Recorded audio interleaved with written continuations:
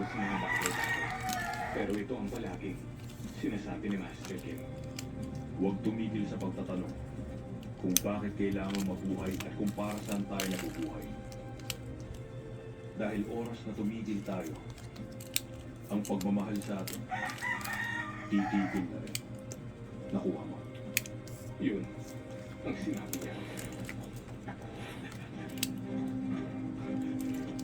Saan ang pamilya ni Kim Do yun?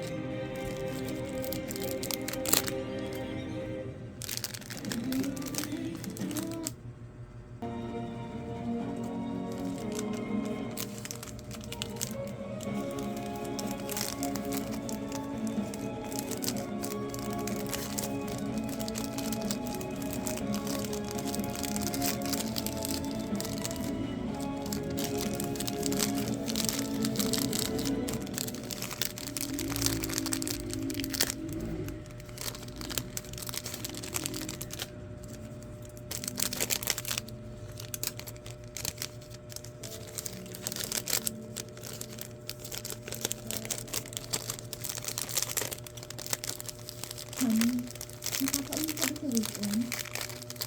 Si Blo, gusto na niya.